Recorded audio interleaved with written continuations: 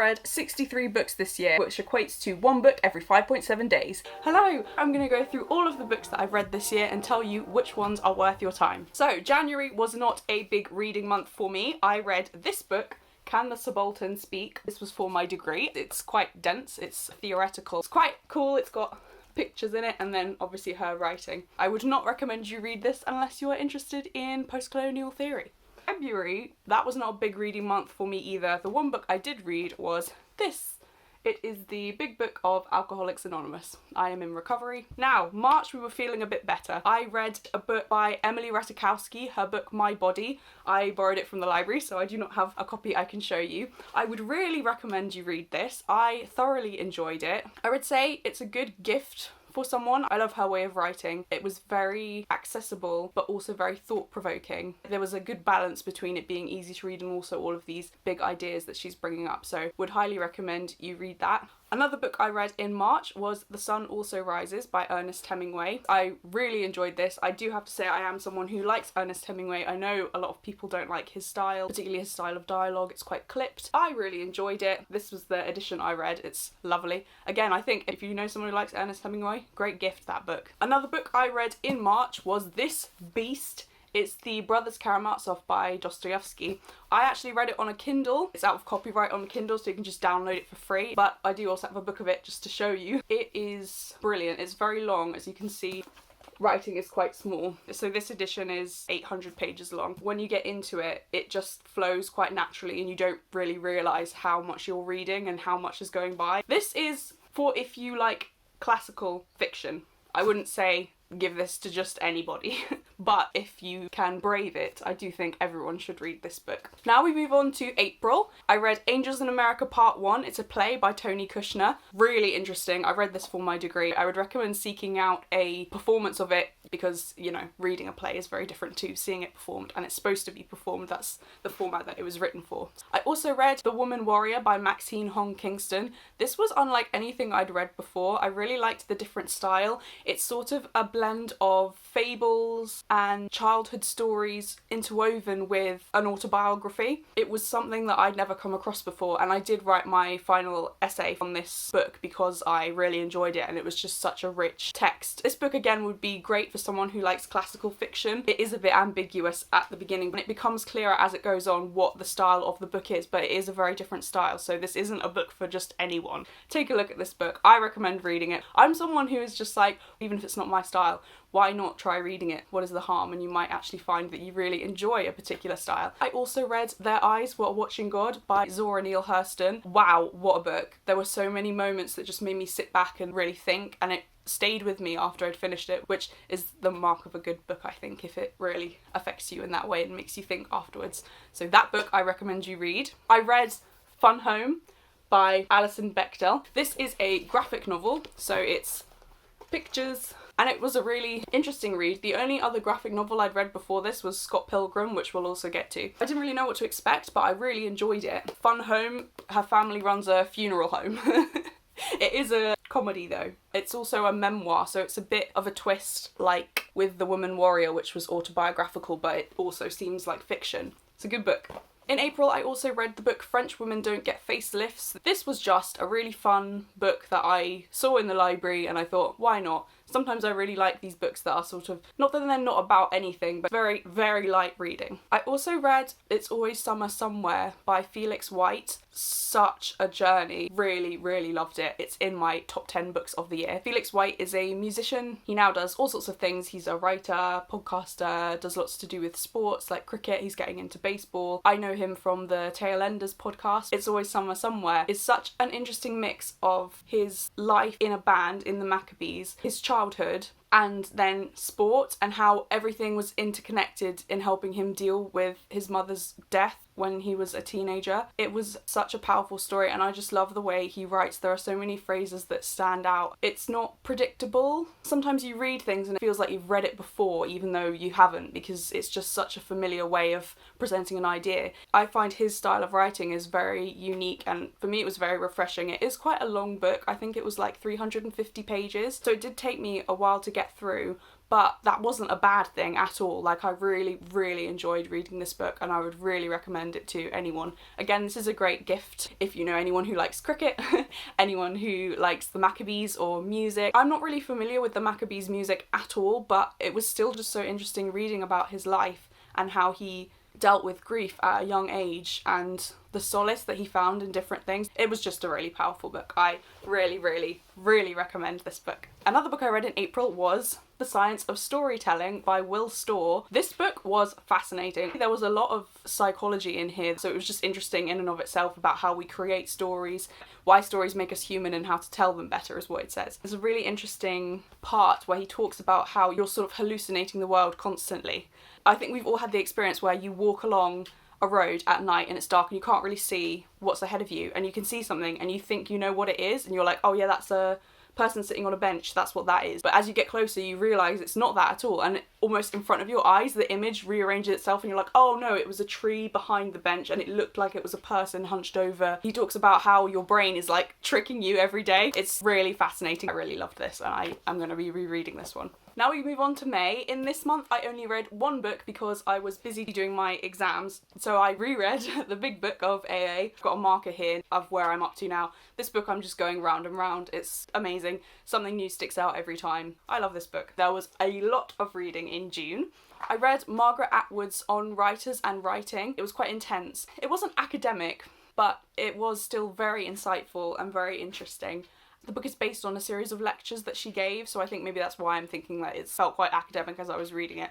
But it was still really enjoyable and I got a lot out of it, and I made, as I do with all my books, quite a lot of notes as I was reading. This was another book I read for fun, The Nordic Guide to Living 10 Years Longer. There was some interesting insights in here as well. I took a lot of photos of the pages of things where they're talking about which food have the best of this nutrient. That stuff I find quite interesting, so I did enjoy reading this book. I read another Hemingway book, The Old Man and the Sea. I did read it in a day, but I don't know if I would recommend it as much as The Sun Also Rises, which we talked about earlier. Like I say, it only took me a day to read, so if you want to get the classics done, definitely include this one. I read The City and the City by China Miéville, and wow, this book completely drew me in. I loved it so much. Highly recommend you read it. This is one that I will be giving to people in the future. I have a list of books that are like suitable gifts for people, and this one definitely goes on there. It is such a good story, so well told, such a unique idea as well. Really good. I really loved this book. I read Across the River and Into the Trees, another Ernest Hemingway book. I think I read it too quickly, so it just sort of all went by in a blur.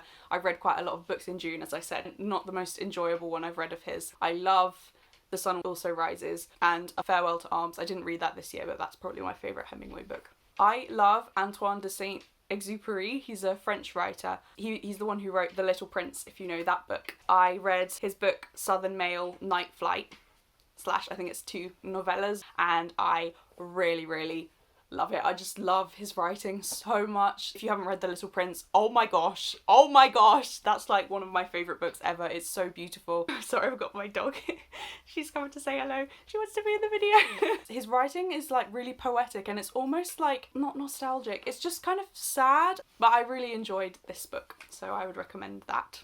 Oh my gosh, I've been meaning to read this for a while. Slaughterhouse 5 by Kurt Vonnegut. It had been recommended for, I'd seen it on like so many must-read lists. Wow, I don't know what I was expecting. It definitely wasn't what I was expecting, but I still loved it. I loved the way he manipulates time, and it's really powerful, the book. I recommend. I reread this year The Life-Changing Magic of Tidying Up by Marie Kondo. You've probably heard of it. There's something about books like that, not that I read them for comfort, but it's something so nice. The idea that you can organise your life and put everything in order. It's quite reassuring. I read a book of essays by Pandora Sykes. The book is called How Do We Know We're Doing It Right? It was very good, but it's not light reading. You could compare it to My Body by Emily Ratajkowski that we mentioned earlier, but they are very different styles.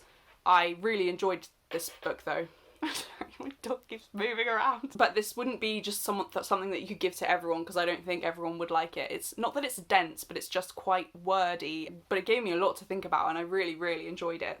Oh my gosh. I've never read any Stephen King books because I don't like horror. I don't like being scared. My imagination goes crazy, and the idea of it is repellent, honestly. But I did read On Writing, and it was amazing.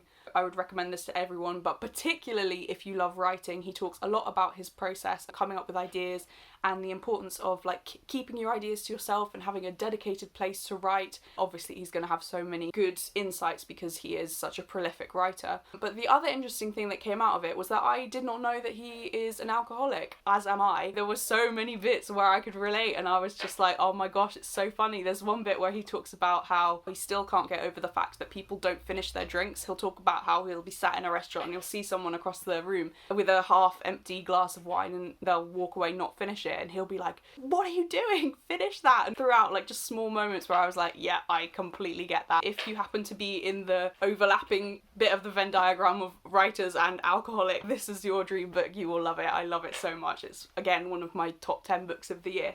Another book that was like a classic that I've been meaning to read for a long time is Fahrenheit 451 by Ray Bradbury. Again, I don't really know what I was expecting, but it wasn't what I read in like the best way possible. It's about a society where they burn books. Fahrenheit 451 is the temperature that the paper burns. It was dystopian. I definitely want to read it again. Really powerful book, really powerful message. I kicked off July by finishing Nothing to Envy by Barbara Demick. It's about what it's like to live in North Korea. She's a journalist working for the LA Times and she interviews 6 different defectors from North Korea. It was, I mean, harrowing what it's like to live there. It was a very powerful book. It's sort of like, what can you say when you read stuff like that? Because it's just like their lives are so contained, like they have no freedom and there's just so much poverty. People literally like boiling grass because they don't have anything else. Awful stuff, but I think it was important to read. I think with a lot of things like that, people can like shy away from it and they don't want to hear about it, but I think it's important that we witness these horrible things. I don't know. I'm the sort of person to like run towards information rather than away from it. If you want to read more about what it's like to live in North Korea, this is a book that I read that is good. There are also many other books out there, particularly ones written by defectors themselves, so I would recommend you seek them out as well if you're interested. The next one is This Is Going to Hurt by Adam Kay. It's all about what it was like to work as a junior doctor. I have a couple friends who are doctors, so this was an interesting book to read just because some of the stuff that he talks about, I'd heard my friends use the same terminology or describe similar situations. It was very easy to read in terms of I read it quite quickly and I enjoyed it, but it was also quite sad. In a way. The next book I read was Everything Begins with Asking for Help. I loved this book. It had some very interesting insights, one of which I still do. One of the tips he has in here is to dance for 10 minutes every day because it's good for your mind, good for your body. I definitely feel a difference when I dance around. He talks about addiction in this book as well, so again that resonated with me. But it's all the sort of techniques to help you feel better. And everything does begin with asking for help. You are not alone. People want to help you and people love you and care about you. Look in the description. I will link some resources about asking for help. The next book I read in July was This Brainology, The Curious Science of Our Minds. It was a collection of articles, so it didn't have a through line. It was just a series of essays that had been published online. It was interesting. The next book I read was Feminist Theory from Margin to Centre by Bell Hooks. This was a very interesting read. I picked it up because I wanted to read some Bell Hooks because I'd not read any of her work before. And it was the first time I'd read like a theoretical book that I wasn't reading for any particular reason, right? So any of the other theory books that I've read, they've been for my degree, whereas this one was just like, oh, I fancy reading this. And there was such good insights in there. I really enjoyed not only the information, but even just the process of reading it. And normally with critical books, I'm there for the information, right? I'm not there for the way that it's written, but this I really liked. So if you are someone who just wants to like expand your horizons a little bit, do some critical reading, definitely recommend this. So as we've just talked about the theory, I read Post-Colonial Theory, An Introduction by Leela Gandhi. Don't read this unless you're interested in it. This is very heavy-going stuff. The next book I read was Scattered Minds by Dr. Gabor Mate. He had some very interesting work on addiction, so this book was recommended to me by a fellow addict. It's about ADHD, and I don't have ADHD, but it was still so interesting to read. Like with the science of storytelling, there were just some really interesting psychological insights, so if you're interested in that, definitely recommend him. Also, if you want to read about addiction, he does some great books. I need to read them, but I'll leave them down in the description. I read The Art of Fiction by David Lodge. This was for my creative writing. It had some very good sound bites and very good quotes, so if you like creative writing, definitely read this, but I would also recommend before Stephen King's On Writing for Creative Writing. Read that one. Oh my gosh, I read All Quiet on the Western Front. I read it in a day because it was literally unputdownable. It was just unbelievable. It is quite graphic in terms of the violence. It's all about World War One, you know, being in the trenches. It was very intense, but it was a very good book. This is like one of my top 10 books of the year. Really good. I read Lana Del Rey's book of poetry, Violet Bent Backwards Over the Grass. Really good. One of the ways that I measure whether a book is good is like how it affects me afterwards. And I read it and it just made me feel really confident. I just really liked it. I don't listen to a lot of Lana Del Rey music. I know the well-known songs and I love the vibe of her music. But it was interesting to see her poems. Another addict, alcoholic, so that was interesting. Some of the stuff there where she's talking about meetings in her poems. I'm like, yeah, I completely get it. That was an interesting one. I will link it in the description if you want to check out that book, along with all of the other ones. My top 10 books will be in the description. I also reread this book for my final essay. This was the first book I read in the year in January. Understandably, I got on a lot better with it the second time around. I read Nervous Conditions by Tsitsi Dangarembga and read it. It's brilliant. Brilliant book. I ended up writing my essay on it because I loved it that much, and I had to pick 2 books for the essay, so I picked that one, Nervous Conditions, and Lucy by Jamaica Kincaid. Oh my gosh, I love this book. There are very few books that I have read for my degree which I will continue to read and reread after I finish my degree, but this one I am not letting go. Not least because it was impossible to find it.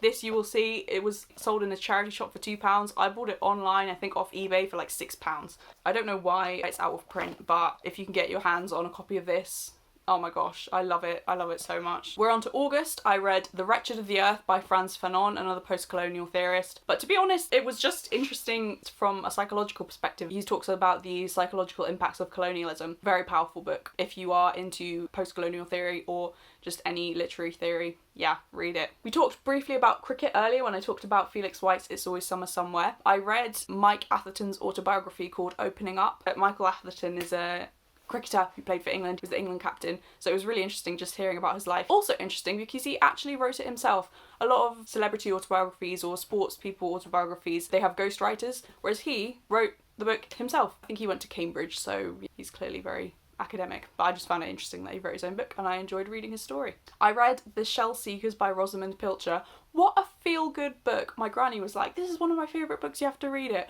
Oh my gosh, what a wholesome story. It's about a woman and her children, and each child gets like a chapter. It was so wholesome, so lovely. Really recommend. I read World Without End by Ken Follett. I have lent that book to my sister, but I have the first book here. This is The Pillars of the Earth, so World Without End is the follow-up to this book. It was very good, very long. I think it was even longer than this one. This is quite a hefty book. This is so good. Read it. Read this book. Read the other one, World Without End. He just has such a knack to building a story world. Like, world building, and just such good characters. It's easy to be intimidated because it's like 1,000 pages long. And part of me sometimes is like, why? Just why? But it does mean that you get a really comprehensive view of the world that he's creating. I would recommend both this one and World Without End. Another book I read in September was The Thursday Murder Club by Richard Osman. I read this in a day. I read it on a really rainy day and it just suited the atmosphere of the book. Really good. This is a book I think that you could give to anyone. It is like an easy to read, fun, interesting book. Another book that I read in a day, I got a bit on a roll in September this year. I read The Judge's List by John Grisham. I'd never read any John Grisham before. Oh my gosh, I read that thing in a day. Like, it was so engaging and it was so creepy as well. It's about like a serial killer. Normally I wouldn't like that sort of thing, but it was more sort of like detective, psychological. It wasn't like horror. I'm not here for horror. I've not read any of his other books. Maybe they're all like that. I know he used to be a lawyer, right? So he is writing about crime and stuff, but I would recommend this book. I also read, this is where I'm on a roll. So Tuesday I read Thursday Murder Club, Wednesday 7th of September I read The Judge's List, Thursday the 8th of September I read The Whistleblower by Robert Peston. I know Robert Peston from being a journalist, first for the BBC and then for ITV. This I think was his first book, his first fiction book, and I really enjoyed it.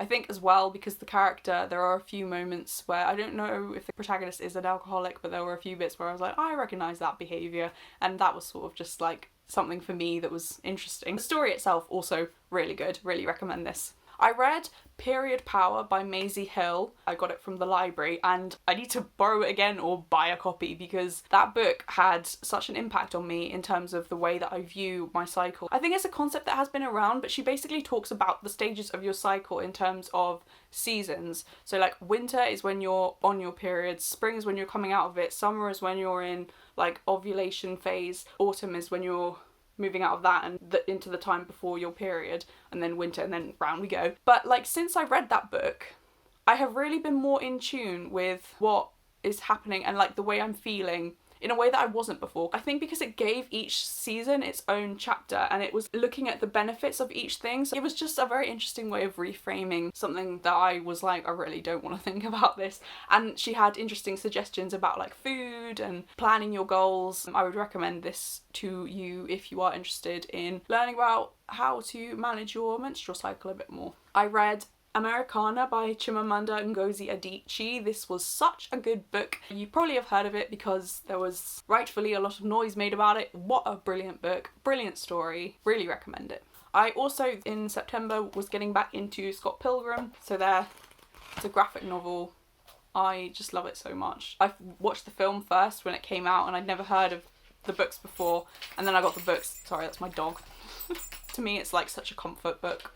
I love it. I love the whole series. I read the book Excellent Dissertations. It was an online book. I needed to read that book to give me some inspiration. I read An Artist of the Floating World by Kazuo Ishiguro, and wow is all I can say about that book. It was pretty phenomenal. I love all of his books. The Remains of the Day, so good. Never Let Me Go, also so good. Isn't it so good? Oh, she's just here with my dog still. She's joined us now, I think. Now we move on to October. I read The Castle of Otranto by Horace Walpole. I do not recommend this book. I know it's like a foundation of Gothic literature or whatever. I didn't enjoy it. I didn't see the point in it. Don't bother reading it unless you have to. No, I think maybe read it if you want to make up your own mind, but I was just not impressed by it, really. Oh, what are you doing, sweet? A book that I was very impressed with was Men Who Hate Women by Laura Bates. This had been on my to be read list for a while because I'd seen a lot of people say how good it was. Oh my gosh, it was kind of terrifying actually reading it because she basically goes undercover. It's all about incels and male supremacy and misogyny. It was pretty intense to read, but I think necessary to read, and I'm really glad I read it. It was so well written and a really good book. I reread Crime and Punishment by Dostoevsky. I read it on my Kindle, but I've got the book here just to show you. Again, I read it on my Kindle because it's out of copyright, so you can get it for free. What a book. I love this book so much. I think I've read it 3 times now. I love it. Highly recommend. It's a classic and really good. What are you doing, sweet? The last book I read, I finished this on Halloween, was Northanger Abbey by Jane Austen. I don't think I am a Jane Austen fan. I definitely enjoyed this book more than I did when I read it when I was like 15. It's not really my thing. I'm glad I've read it though. There were some bits that made me laugh. Oh, she's off. She's off. Now we're on to November. I read The Double by Dostoevsky. I know it says The Eternal Husband on it, but The Double is a short story. So it's first the novella, The Eternal Husband, and then afterwards it has The Double. I love this. Look at the font. It's like it's been written by a typewriter. It's a great story if you haven't read it. They did a film of it with Jesse Eisenberg, I think. I need to watch that film. I love that book. If you haven't noticed, I love Dostoevsky. Oh, another graphic novel I read this year was Ghost World by Daniel Clowes. It's sort of a coming of age graphic novel about 2 teenage girls and it's all about their friendship. It was very interesting. I don't generally like graphic novels, but I really liked this one. I read Frankenstein by Mary Shelley. You're probably familiar with the story of Frankenstein, or particularly like Frankenstein's monster. Sorry, got the dog back. But if you haven't read it, I really urge you to, because there is so much that is not included in like the common, that is not like common knowledge. You have an idea of what the monster is like or what the creature is like, but it's actually very different when you read the book. And I would also say that there is a brilliant, I think it was at the National Theatre, with Johnny Lee Miller and Benedict Cumberbatch playing the monster and Dr. Frankenstein. And they would switch roles over lockdown. The National Theatre Live were releasing a play every month, so I watched it and it was so good. So you can read the book and then watch that. Oh my gosh. Can I talk about it? This book is amazing. This is one of my top 10 books of the year. Oh my gosh. The thing I will say, it's very weird, but I love it. I did watch the film first, so I did know the story. Don't want to give it away if you've not watched it or read it, but I was very interested after seeing the film. I was like, how is he portraying this in the book? Like, how is this structured? How is the narrative written? I want to know. And I read it and like did not disappoint. This is from the library, but I think I'm probably going to buy it just because it's so brilliant. I read it like over a weekend and it was just great. I can't say enough good things about this book. I love it so much. This is the first line of the book. Tyler gets me a job as a waiter. After that, Tyler's pushing a gun in my mouth and saying the first step to eternal life is you have to die. I love this book. The next book I read in November was Zombie by Joyce Carol Oates. This felt very fitting because that series Dahmer had just come out on Netflix, right? And the book isn't about, I don't think it's directly about Jeffrey Dahmer, but it's like heavily inspired by him. I read it for my degree and it was a very intense book. I don't think I would recommend it if you don't have to read it. It was quite dark. You're getting inside the mind of a serial killer, basically, and I just found that quite uncomfortable. And maybe that was the point of the book, but up to you whether you read it.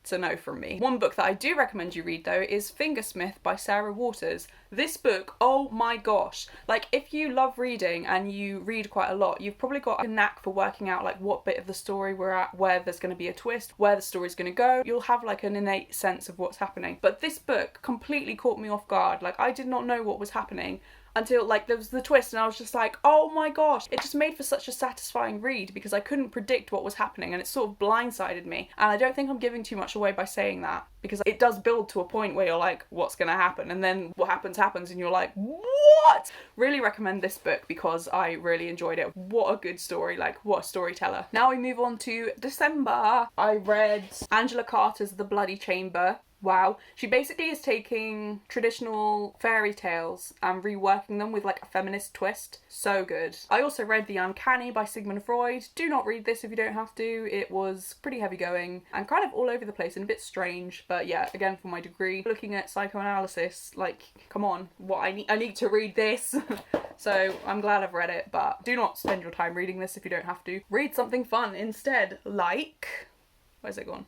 All my books have fallen over. I have this is my pile of books. They were all in the right order and now there's sort of chaos down here. I'm trying to work out where my book is. The last two books that I read this year were digital, so I do not have a physical book to hold up and show you. The first one was Dr. Jekyll and Mr. Hyde. I had not read this before. It's again probably a story, like I said with Frankenstein, you're probably familiar with it. The idea of having a split personality or being Dr. Jekyll, Mr. Hyde. You're probably familiar with it even if you've not read the book. But I'm so glad I read it. I don't know if it is technically a book. It was quite short. Is it a short story? You could read it in an afternoon. Highly recommend you do. Very atmospheric. And again, not what you expect. I had not read it, so reading it was really, really interesting and I loved it. The last book I'm going to talk about is Dracula by Bram Stoker. You probably have all sorts of ideas about Dracula. Again, cultural phenomenon. This book took me on such a journey. I read it in the space of probably 24 hours. Obviously, I wasn't reading straight for 24 hours, but you know what I mean. I read it quite quickly. But I think it's a testament to how great the storytelling is that I felt like I'd been reading it forever, in a good way. It wasn't like, oh my gosh, this book is so slow, like I feel like I've been reading it forever. It was like, oh my gosh, this book, I feel so connected to it and like the storytelling is so brilliant. I feel like I know the world setting, I feel like I know it so well that it feels like I've just lived in this book. It's so brilliant. I really recommend you read this. This is like one of my top 10 books. It is brilliant. I love it so much. I will definitely be rereading it. What a book. 10 out of 10. Dracula, 10 out of 10. So now we've gone through the 63 books that I've read this year, I'm going to give you my top 10. I have been signposting to this throughout, so some of these you might be like, oh yes, I remember, she said that. If you're still watching, thank you, I hope you are enjoying it. Please leave a comment down below or like, or tell me which books you've read that I should be reading this year, or if you've read any of these, which ones you think are great, or if you disagree with me, please let me know. I love books, if that wasn't abundantly clear, so I would love to have a discussion. So, my top 10 books for this year. Number 1, The Brothers Karamazov. It is a classic. Oh, I can't do it justice, really. It is brilliant. This is number 1. I've numbered them in terms of when I read them. The second one, Their Eyes Were Watching God by Zora Neale Hurston. Brilliant book, highly recommend. Third, It's Always Summer Somewhere by Felix White. I have such a connection to this book. It's so beautiful. 100% recommend. Southern Mail, Night Flight by Antoine de Saint-Exupéry. So happy I read this book. I love his writing so much. Read also The Little Prince if you haven't read it. I'll leave links to these top 10 and some of the other ones I've mentioned in the description below so you can check them out. I love reading, so I'm like, please read these books. Give them to people you know. Books to me are such a source of joy. If any of these you like the look of the cover or they sound like they'll be good reading, I mean, how lucky are we? Fourth is Southern Mail Night Flight by Saint-Exupéry. Fifth, we've got On Writing by Stephen King. Love it. The only Stephen King book that I will read. You will not catch me reading The Shining, Pet Sematary. I'm sure they're all brilliant books, but I'm like, no, I steer clear from horror. 6, I've got Fahrenheit 451 by Ray Bradbury. Brilliant book. I love it so much. Highly recommend. Top 10 definitely. 7, we've got All Quiet on the Western Front. I can't really say anything about it except it's a phenomenal book. 8, Men Who Hate Women by Laura Bates is in my top 10. Quite a worrying book just for the things that she discovers, but very necessary book, and I think you should read it. We should all be aware of this. Dracula by Bram Stoker is my number 9. It's brilliant and I really recommend it. And number 10 of my 10 of 10, in no particular order,